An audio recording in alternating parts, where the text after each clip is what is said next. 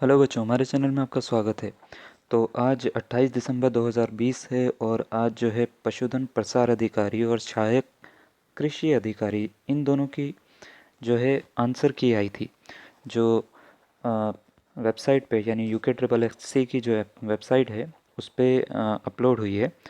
लेकिन ये उत्तराखंड है और यहाँ पे वो हो जाता है जो कभी नहीं होता किसी भी स्टेट में, कि उन्होंने एक तो एग्ज़ाम डेट से आगे उन्होंने एग्ज़ाम कराया है और ये इतना टाइम बाद एग्ज़ाम होने के बाद में जब आंसर की अब उन्होंने निकाली है तो आंसर की में उन्होंने बहुत गलतियाँ कर दी हैं। यानी जो क्वेश्चन सही होने चाहिए उनके भी आंसर गलत कर दिए, जो क्वेश्चन गलत हैं वो तो गलत हैं ही, जो सही हैं उनके भी आंसर गलत कर दिए। तो और बच्चों को ये भी कह दिया उन्होंने ऑब्जेक्शन फॉर्म में कि आपको ऑब्जेक्शन का जो है अपना एक अपलोड करना पड़ेगा कि आपका आंसर क्यों सही है और हमारा क्यों गलत है।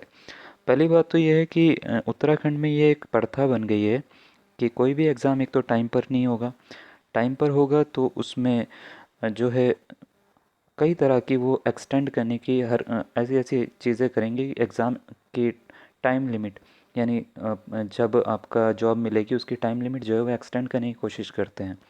तो कभी कुछ गलत कर देते हैं, कभी कुछ रोक देते हैं, कभी कुछ कर देते हैं। तो ऐसे ही आज यहाँ पे भी हुआ है। तो मैं आपको दिखाता हूँ कि क्या है। तो ये एक मैसेज आया था, एक हमारे ग्रुप है एक, उसमें UKSSC ने पशुधन अधिकारी के आंसर शीट में सारे आंसर गलत दिए हैं। मुझे लगा ये सिर्फ एक बच्चे के लिए होगा और ये बाकियों के लिए नहीं होगा। बट क्या देखता हूँ मैं कि ये सिर्फ एक नहीं, काफ़ी सारे स्टूडेंट ने ऐसा बोला है कि उनकी आंसर की में जो आंसर्स हैं वो गलत हैं। और उन्होंने ये कहा है कि ये जो आंसर्स हैं अ, किसी भी तरीके से इसको सही करिए, क्योंकि इतना ऑब्जेक्शन कितने ऑब्जेक्शन करेंगे, कोई भी अगर स्टूडेंट भी करेगा, अभ्यर्थी भी करेगा।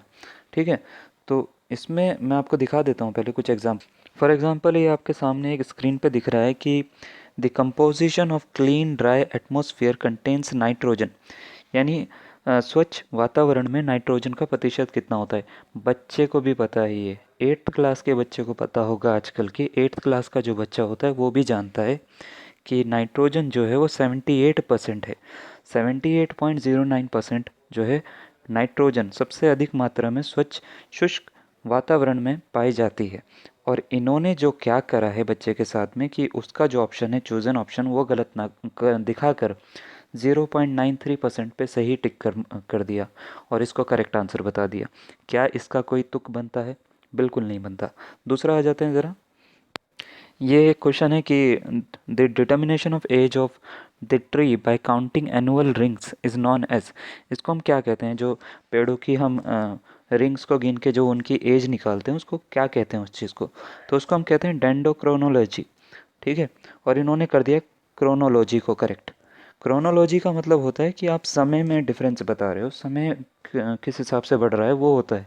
ठीक है, और ये डेंडोक्रोनोलॉजी जो होती है ये ट्रीज़ के लिए यूज़ होती है कि ट्रीज़ की एज बताने के लिए, उसमें समय में अंतर बताने के लिए। तो इन्होंने इसको गलत ठहरा के अपने वाले आंसर को सही ठहरा दिया। एक ही, मैं सिर्फ एक ही आंसर की का बता रहा हूँ, ये नहीं कि अलग अलग का बता रहा हूँ। एक ही आंसर की में इन्होंने इतनी सारी गलतियाँ करी है। आगे बढ़ता हूँ।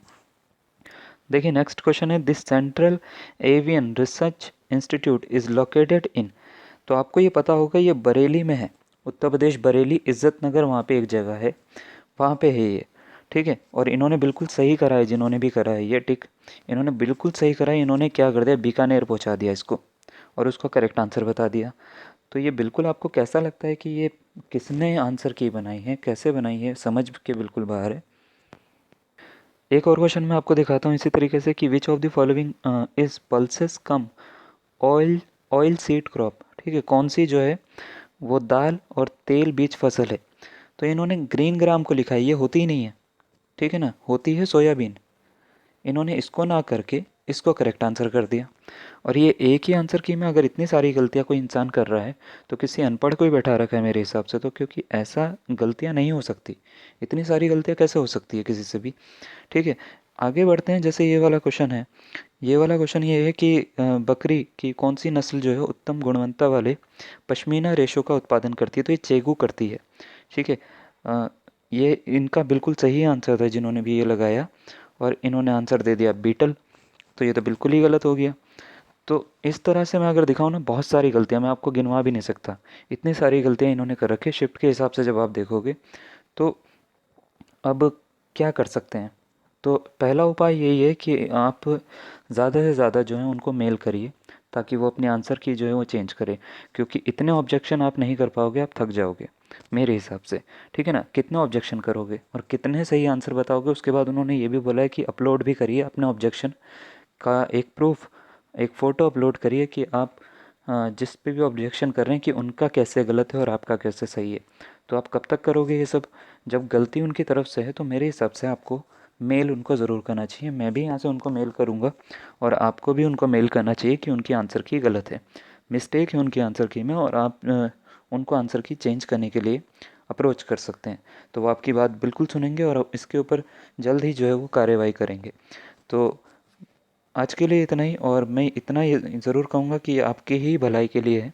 अगर आप करते हैं तो यह इसमें आपका ही फ़ायदा होने वाला है। ठीक है ना? तो ये आप करिए ज़रूर, और जितना आप कर सकते हैं उतना ज़्यादा अच्छा रहेगा आपके लिए। तो धन्यवाद। Thank you.